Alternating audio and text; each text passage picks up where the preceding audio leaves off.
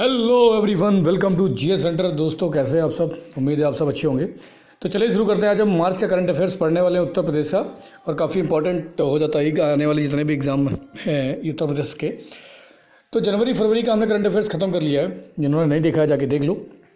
सारे important factual point है, क्योंकि उत्तर प्रदेश का ऐसा पेपर है वो सारे फैक्चुअल पॉइंट ही डालते हैं, तो आपको उसके लिए तैयार रहना है। तो मेन जो फैक्चुअल पॉइंट हो सकते हैं, जो एग्जाम पॉइंट ऑफ व्यू से काफ़ी इंपॉर्टेंट हो सकते हैं, उसको हमने डाला है।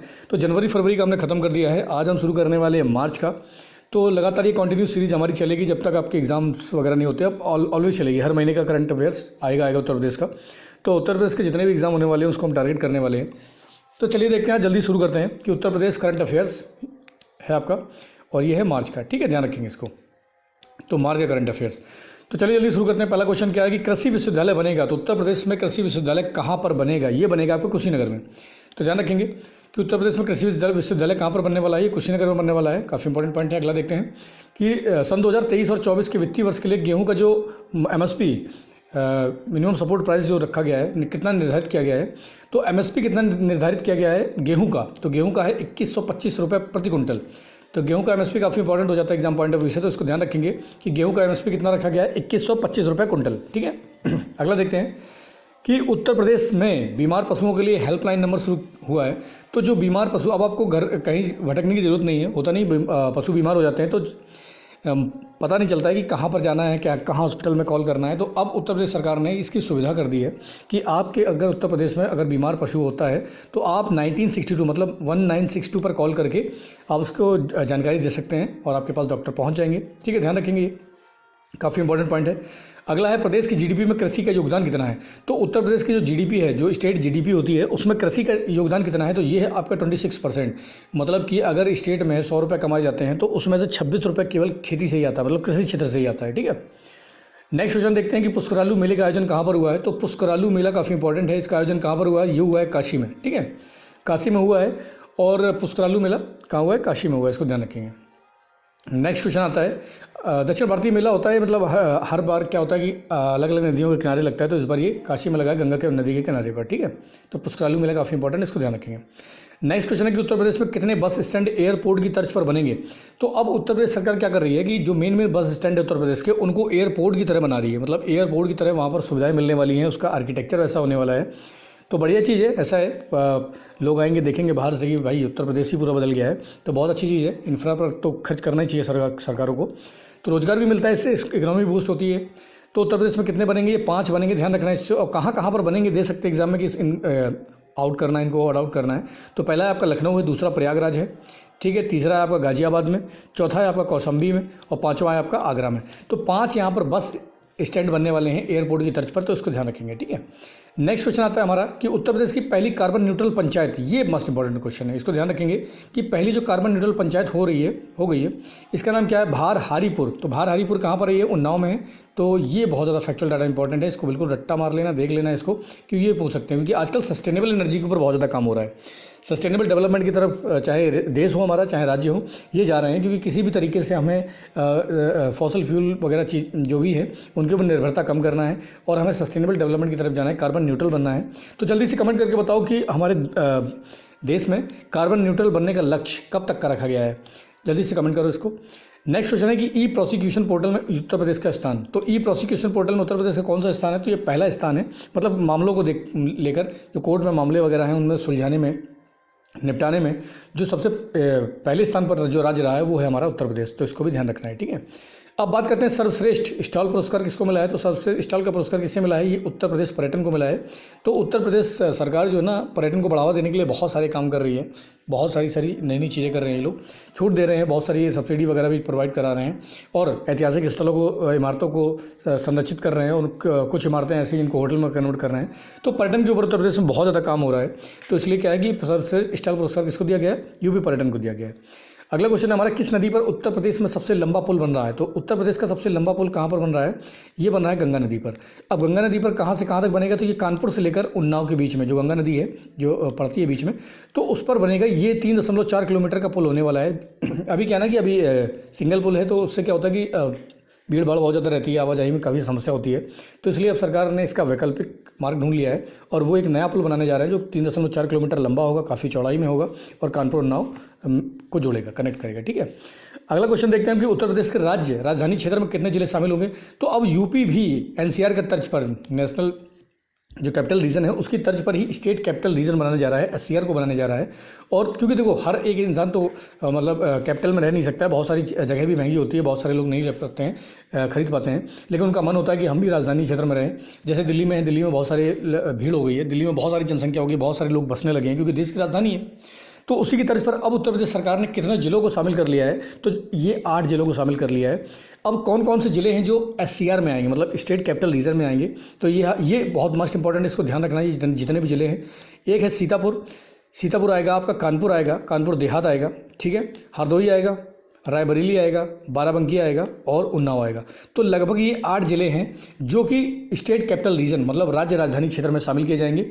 तो काफ़ी अच्छा रहेगा क्योंकि अगर ये राजधानी जो संलग्न रहेंगे तो इनमें भी विकास उसी प्रकार से होगा जैसे मुख्य राजधानी में होता है, ठीक है, तो ध्यान रखेंगे। तो काफ़ी इंपॉर्टेंट पॉइंट है, इसको ध्यान रखना। अगला क्वेश्चन देखते हैं कि उत्तर प्रदेश में एमएसपी खरीद निर्धारित कर दी गई है, तो कुछ देख लेते हैं इंपॉर्टेंट पॉइंट है। तो एमएसपी निर्धारित की गई 2023-24 के लिए। तो चने की जो एमएसपी है वो कितनी रहेगी, 5335 रुपये कुंटल, ठीक है। चना जो आपका 5335 रुपये कुंटल रहेगा। सरसों आपकी 5450 रुपये कुंटल रहेगी और मसूर आपकी रहेगी 6000 रुपये कुंटल। तो ये काफ़ी फैक्चुअल डाटा इंपॉर्टेंट है, इसको ध्यान रखना है क्योंकि फैक्चुअल डाटा उत्तर प्रदेश का तो काम ही है। उत्तर प्रदेश फैक्चुअल डाटा पूछने के नाम पर ही बदनाम है, तो बहुत ज़्यादा फैक्चुअल डाटा पूछते हैं यूपी जो जितने भी एग्जाम्स होते हैं, तो इसको भी ध्यान रखेंगे, ठीक है। अगला क्वेश्चन है हमारा कि उत्तर प्रदेश में कितनी नई रिंग रोड बनेंगी। तो रिंग रोडों के ऊपर भी बहुत ज़्यादा काम हो रहा है, मतलब कि अगर आप बात करें कि हाईवे राजमार्ग वगैरह हैं, इनके ऊपर उत्तर प्रदेश बहुत तेज़ी से काम चल रहा है। तो 40 रिंग रोड बनने वाली है नई, तो इसको भी हम ध्यान रखेंगे। नेक्स्ट क्वेश्चन आता है कि उत्तर प्रदेश सरकार जो है ना वो श्री अन्न योजना पर कितना खर्च करेगी। अच्छा, श्री अन्न योजना क्या होती है, श्री अन्न क्या होता है, तो श्री अन्न मतलब होता है मोटा अनाज। तो मोटे अनाज पर सरकार कितना खर्च करने वाली है, ये है आपका 200 करोड़ रुपये। कितने हैं, 200 करोड़ रुपये है, इसको भी ध्यान रखेंगे। नेक्स्ट क्वेश्चन है कि उत्तर प्रदेश में पहला बोन बैंक कहाँ पर बनेगा। तो बोन बैंक, ऐसे जो पहला वाले क्वेश्चंस होते हैं ये बहुत ज़्यादा पूछे जाते हैं। तो यूपी में पहला बोन बैंक बनने वाला है आपका BHU बनारस में, ठीक है, बनारस हिंदू यूनिवर्सिटी में बनने वाला है, ठीक है, BHU बनारस में ये बनने वाला है कौन सा, पहला बोन बैंक। नेक्स्ट क्वेश्चन हमारा आ जाता है कि उत्तर प्रदेश की आलू उत्पादन में हिस्सेदारी कितनी है, मतलब पूरे देश का आलू जो उत्पादन होता है पूरे देश में उसमें उत्तर प्रदेश का हिस्सा कितना है। तो ये है आपका 35%, इसको भी ध्यान रखेंगे।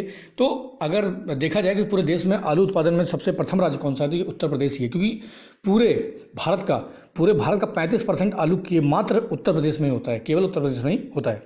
नेक्स्ट क्वेश्चन देखते हैं कि एकीकृत निक्षय दिवस कब मनाया जाता है।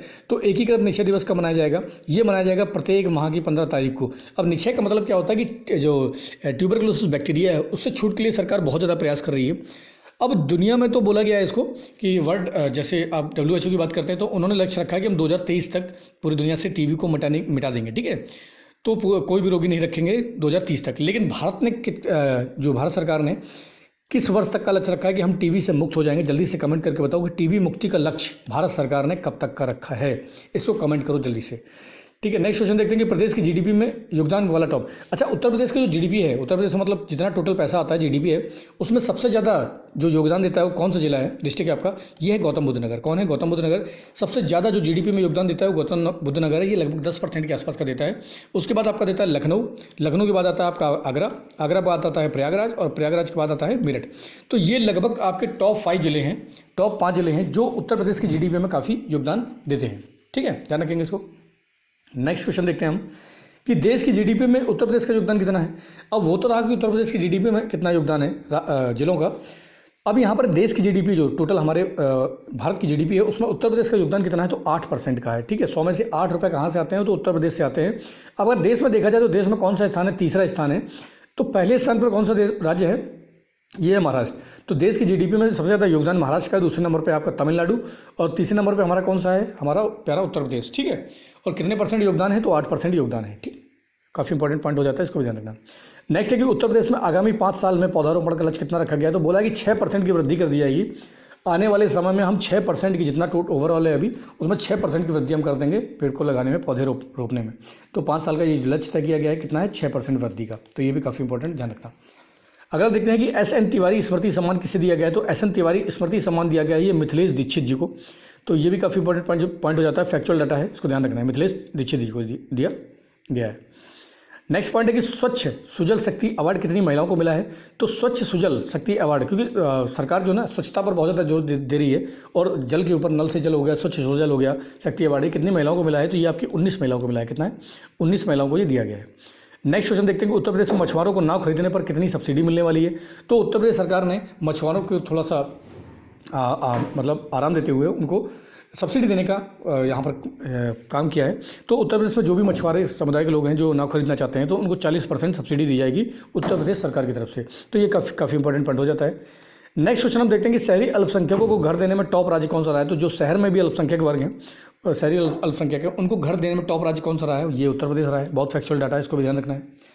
नेक्स्ट और काफ़ी इंपॉर्टेंट क्वेश्चन आ जाता है कि रेशम कृषि मेला कहाँ लगा। तो रेशम कृषि मेला कहाँ पर लगा है? ये लगा है आपका गोरखपुर में। तो काफ़ी इंपॉर्टेंट पॉइंट है, इसको भी ध्यान रखेंगे। ठीक है, गोरखपुर में रेशम कृषि मेला लगा है। अगला क्वेश्चन हमारा कि 2024 तक यूपी में कितने एयरपोर्ट होंगे। तो काफ़ी इंपॉर्टेंट है, कुछ बन रहे हैं, निर्माणाधीन है, कुछ बन चुके हैं। और सबसे ज़्यादा अंतर्राष्ट्रीय हवाई अड्डों वाला देश राज्य भी हो गया हमारा, कौन सा? उत्तर प्रदेश हो गया है देश में। ठीक है, तो 21 हवाई अड्डे हो जाएंगे उत्तर प्रदेश में 2024 तक। तो ये भी काफ़ी फैक्चुअल डाटा इंपॉर्टेंट है, ध्यान रखना। उत्तर प्रदेश में मिलेट महोत्सव कब मनाया गया। तो मिलेट रागी की बात कर रहे हैं, मोटे अनाज खाद्यान्न की बात कर रहे हैं। तो ये काफ़ी इंपॉर्टेंट क्वेश्चन हो जाता है कि उत्तर प्रदेश में जो मिलेट महोत्सव है कहाँ मनाया गया। ये आगरा में मनाया गया है। कहाँ मनाया गया? आगरा में। तो ये भी काफ़ी इंपॉर्टेंट पॉइंट है, ध्यान रखना।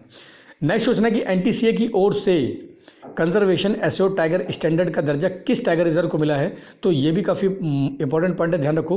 पीलीभीत टाइगर रिजर्व को ये दे दिया गया है, कंजर्वेशन एश्योर्ड टाइगर स्टैंडर्ड का दर्जा मिल गया है। किसको? पीलीभीत टाइगर रिजर्व को। ठीक है, ध्यान रखेंगे। नेक्स्ट क्वेश्चन आता है कि उत्तर प्रदेश में मनरेगा मजदूरी 2013 रुपये से बढ़ाकर कितनी कर दी गई है। तो ये भी काफ़ी इंपॉर्टेंट पॉइंट है, ध्यान रखो कि 213 रुपये मिलते थे, अब इसको बढ़ाकर 230 रुपये कर दिया गया है। तो जो मनरेगा मजदूर हैं उनको 230 रुपये अब मिलेंगे। पहले कितने मिलते थे पूछें अगर, तो 213 रुपये मिलते थे। ठीक है, नेक्स्ट क्वेश्चन आता है कि उत्तर प्रदेश में इलेक्ट्रिक वाहन खरीदने पर 100% रजिस्ट्रेशन टैक्स छूट मिलेगी। तो देखो 15 साल का रजिस्ट्रेशन होता है, उसमें आपको 3 साल का जो रजिस्ट्रेशन है उसकी छूट मिल जाएगी। तो ये काफ़ी इंपॉर्टेंट पॉइंट है कि अगर आप इलेक्ट्रिक व्हीकल खरीदते हैं तो 15 साल का टोटल रजिस्ट्रेशन होता है, तो उसमें से आपको 3 साल की छूट मिलने वाली है। तो ये 100% 3 साल की छूट मिल जाएगी, किसमें? रजिस्ट्रेशन में। ठीक है, ध्यान रखेंगे इसको। नेक्स्ट क्वेश्चन आता है कि उत्तर प्रदेश में कितने हाईटेक जेल बनेंगे। तो यहाँ पर अपराधी तो निपटाए जा रहे हैं, ठीक है, जो अपराध करेंगे उनको जेलों में भेजने का काम किया जा रहा है सरकार के द्वारा। तो हाईटेक जेल 20 बनाए जा रहे हैं, अभी तक तो जेल नॉर्मल थे। और कितने जिलों में बनाए जा रहे हैं? 11 जिलों में 20 जेल बनाए जा रहे हैं। ठीक है, हाईटेक। नेक्स्ट क्वेश्चन आता है कि महिला सशक्तिकरण रैली कहाँ पर आयोजित हुई। तो ये हुई आपकी बलरामपुर में। ठीक है, महिला सशक्तिकरण जो रैली है वो कहाँ पर आयोजित की गई? बलरामपुर में। अच्छा, एक चीज़ और है कि देश अगर राज्य में जेल बन रहे हैं बहुत ज़्यादा, तो इसका मतलब है कि अपराध बढ़ गया है। अब अपराध बढ़ गया है तो मतलब सरकार इस पर कंट्रोल नहीं कर पा रही है। तो क्या जेल बनाना ज़रूरी होता है कि आप जेल बनाएं? ठीक है, जेल बनाना सही है या कम करना सही है? तो ये भी थोड़ा सोचने वाली बात है कि उत्तर प्रदेश में नई 20 जेलें बन रही हैं, 11 जिलों में बनाई जा रही हैं। तो देखने वाली बात है कि अपराध कम हो रहा है कि ज़्यादा हो रहा है। वैसे तो लगाम लगाई जा रही है, पुलिस प्रशासन पूरा मुस्तैद है, काम कर रहा है, लेकिन अपराधी हैं, मानते ही नहीं है। ठीक है, तो महिला सशक्तिकरण रैली जो है ना आयोजित की गई कहाँ पर? बलरामपुर में। तो उसको भी ध्यान रखेंगे।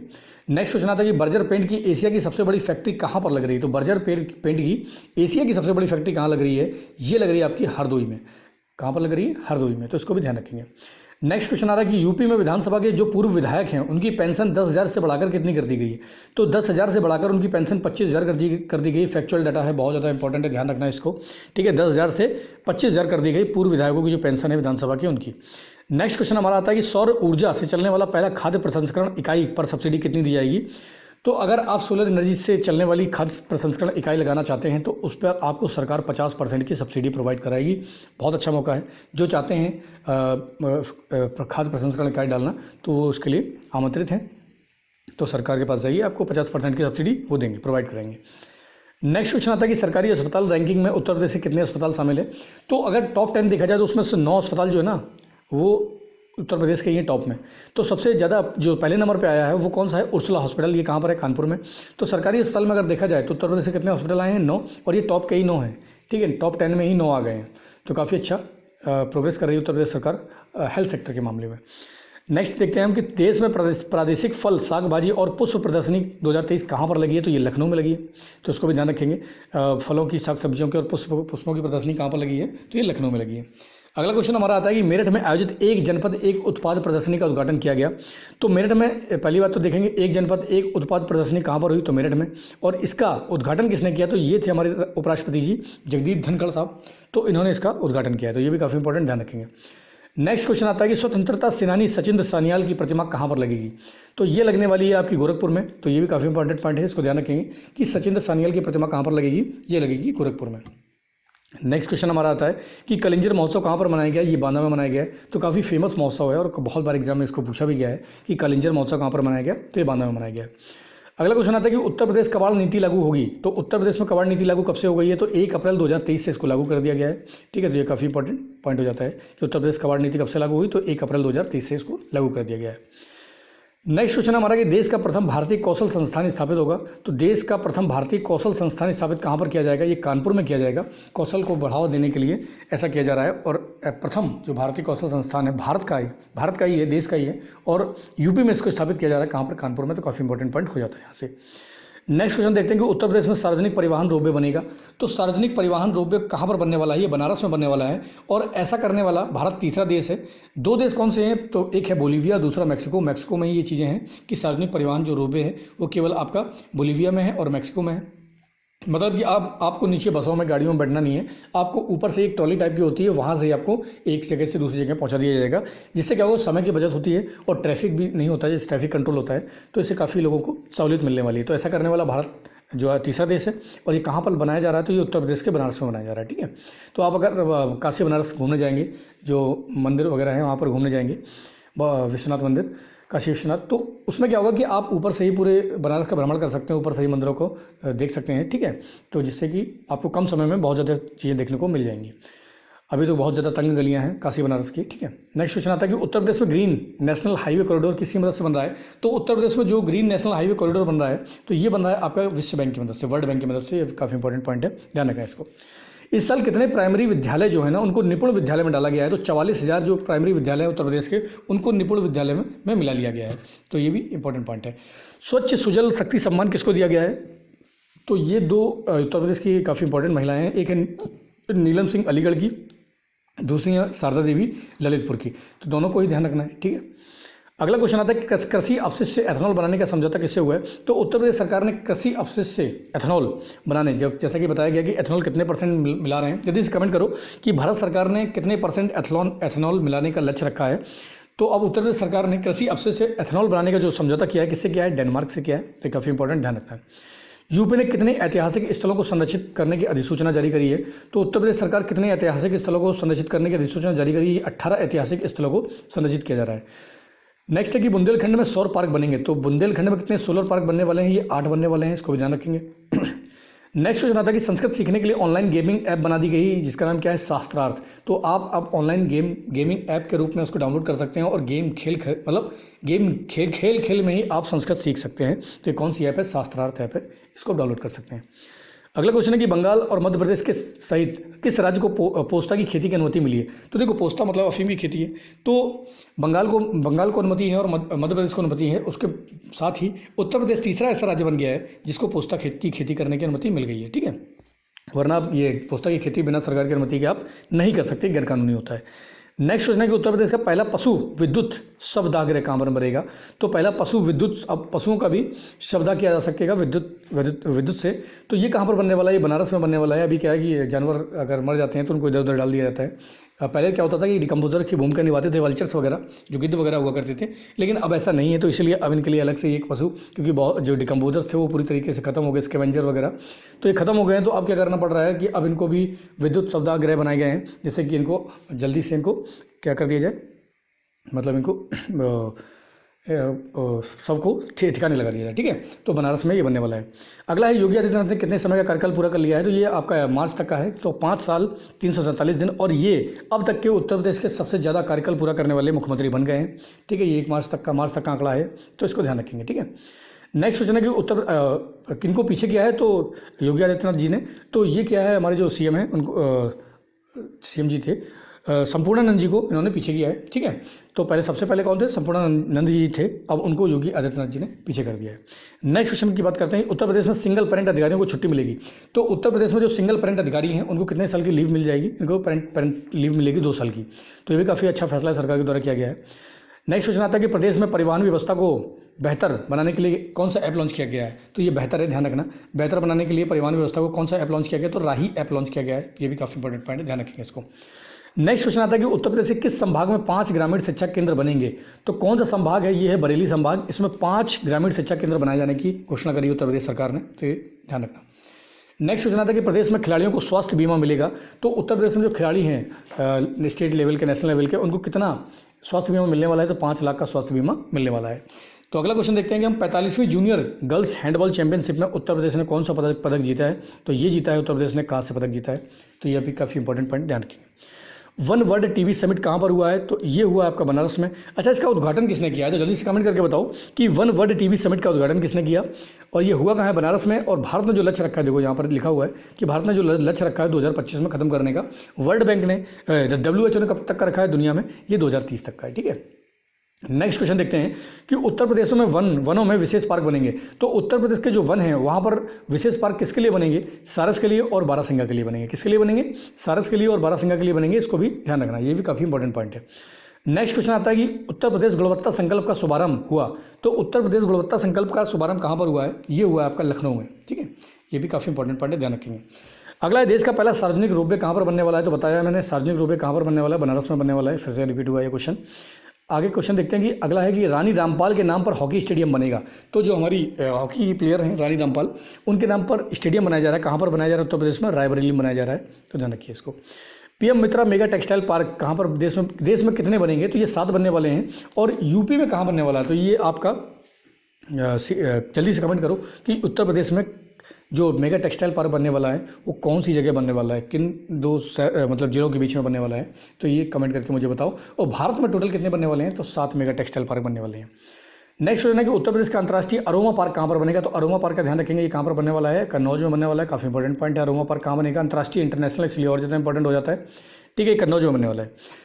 नेक्स्ट क्वेश्चन है कि SCO के पर्यटन मंत्रियों की बैठक कहाँ पर हुई, तो शंघाई सहयोग संगठन के जो पर्यटन मंत्री हैं उनकी बैठक हुई है बनारस में, ये भी फैक्चुअल रहा है, इंपॉर्टेंट है, ध्यान रखो इसको। नेक्स्ट क्वेश्चन है कि नितिन गडकरी ने किस जिले से 9 राष्ट्रीय राजमार्ग परियोजना का उद्घाटन किया है, तो हमारे जो सड़क परिवहन मंत्री हैं नितिन गडकरी जी देश के, उन्होंने 9 राष्ट्रीय राजमार्ग परियोजनाओं का उद्घाटन किया है। कहाँ से किया है, तो ये महोबा से किया है, ठीक है, ध्यान रखेंगे इसको। अगला क्वेश्चन है कि उत्तर प्रदेश में पुराने वाहन स्क्रैपिंग में कितनी छूट दी है, तो उत्तर प्रदेश सरकार ने बोला जो 15 साल पुराने जो वाहन हैं अगर आप उनको स्क्रैप करा देते हैं तो आपको 75% की छूट दे दी जाएगी, ठीक है, तो ये आपसे वसूली नहीं की जाएगी, ठीक है, तो ये भी काफ़ी इंपॉर्टेंट पॉइंट है, ध्यान रखेंगे। नेक्स्ट क्वेश्चन है कि नई खेल नीति 2023 की मंजूरी किसने दी है, तो ये उत्तर प्रदेश ने दी है। तो बहुत सारे बदलाव किए खेल नीति के तहत उत्तर प्रदेश सरकार ने, तो नई खेल नीति कौन लेके आया है, तो यूपी गवर्नमेंट लेके आई है। नेक्स्ट आपका क्वेश्चन आता है कि किस शहर में पानी पर लेजर लाइट शो होगा, तो लेजर लाइट शो होने वाला है, कहाँ पर होने वाला है, ये आपका लखनऊ में होने वाला है, काफ़ी इंपॉर्टेंट है, इसको ध्यान रखेंगे, ठीक है। नेक्स्ट क्वेश्चन आता है कि किस बिहार से सटे जिले में ग्रीन फील्ड प्रोजेक्ट बन रहा है, तो बिहार से कौन सा सटा जिला है उत्तर प्रदेश का जिसमें ग्रीन फील्ड प्रोजेक्ट बन रहा है, ये आपका बलिया में बन रहा है, ठीक है, बलिया में बनाता है बिहार से, तो वहाँ पर ग्रीन फील्ड प्रोजेक्ट बन रहा है, ठीक है। अगला क्वेश्चन है कि इंडियन फार्मा फेयर का 8वां संस्करण कहाँ पर हुआ, तो ये लखनऊ में हुआ है, इंडियन फार्मा फेयर का 8वां संस्करण लखनऊ में हुआ है, तो ये भी काफ़ी इंपॉर्टेंट पॉइंट है, इसको ध्यान रखेंगे। नेक्स्ट क्वेश्चन हमारा आता है कि महिलाओं के विरुद्ध अपराधों के निस्तारण में उत्तर प्रदेश का कौन सा स्थान है, तो पहला स्थान है। तो महिलाओं के विरुद्ध जो अपराध हुए हैं उसमें उत्तर प्रदेश ने बहुत तेज़ी से काम किया है और यूपी ने टॉप किया है पूरे देश में, महिलाओं के विरुद्ध जितने भी अपराध हुए हैं उनको खत्म करने में, उनको निपटाने में। अगला क्वेश्चन आता है और हमारा लास्ट क्वेश्चन है कि foundation literacy and numeracy index जो आया है उसमें उत्तर प्रदेश का कौन सा स्थान है, तो ये है लास्ट। तो उत्तर प्रदेश ने जो न्यूमरेसी इंडेक्स है, लिटरेसी जो पढ़ाई का इंडेक्स है, फाउंडेशन लिटरेसी की बात करते हैं, अगर जो बच्चों की शुरुआती शिक्षा की बात कर रहे हैं, उसमें उत्तर प्रदेश का सबसे लास्ट स्थान आया है, तो ये भी काफ़ी इंपॉर्टेंट पॉइंट है। सरकार बहुत सारा काम कर रही है लेकिन शायद ज़मीनी स्तर पर नहीं उतर पा रहा है पूरी तरीके से, तो ये रहा आपका अंतिम स्थान। तो इसी प्रकार से आज हमारा मार्च का काफ़ी इंपॉर्टेंट पॉइंट है, लगभग आपके 74-75 क्वेश्चन है। तो ये सारे क्वेश्चन फैक्चुअल डेटा बेस्ड पर हैं और जितने भी एग्जाम होने वाले हैं उत्तर प्रदेश के उसमें सारे के सारे इंपॉर्टेंट क्वेश्चंस हैं। और जिन्होंने जनवरी और फरवरी का नहीं देखा है वो जाके देख लो जाके, और सारे के सारे जो मेन क्वेश्चंस है वही आपको मिलने वाले हैं। और ये बहुत सारे तो यूपी PCS में डायरेक्ट पूछ दिए गए हैं और आने वाले जितने भी एग्जाम्स उत्तर प्रदेश के सब में आपको हेल्प करने वाले हैं। तो इसी प्रकार से अगर आप देखते रहेंगे तो कभी दिक्कत नहीं होने वाली है। तो लगातार पढ़ाई करते रहना इसी तरीके से, क्योंकि उत्तर 2024 में सरकार बनने वाली है, सरकार बनेगी 2024 में, लोकसभा के चुनाव हैं, उससे पहले बहुत सारी वैकेंसी आ रही है, उत्तर प्रदेश सरकार भी निकालेगी। तो तैयार रहना पूरी तरीके से। वीडियो की वैकेंसी चल ही रही है, वीडियो की वैकेंसी आई गई है और यूपी पुलिस की वैकेंसी भी आ रही है। तो इसी तरीके से इसको देखते रहो, 2-4 बार देख लो, वीडियो खत्म कर लो, लिखने की जरूरत नहीं, नोट्स बनाने की जरूरत नहीं है, आराम से खोलो। आप यूट्यूब पर जाते हैं तो यूट्यूब पर कुछ अच्छा काम करें, ठीक है, चीज़ों को देखें। तो देख लो, आप 2-4 बार वीडियो देखो और बस इसी तरीके से मेहनत करना है, क्योंकि 2024 से पहले आपको वर्दी लेना है या जॉब लेना है कोई भी। तो लगातार पढ़ाई करते रहो, लगातार मेहनत करते रहो, लगे रहो। आज के लिए इतना ही बहुत है। जय हिंद।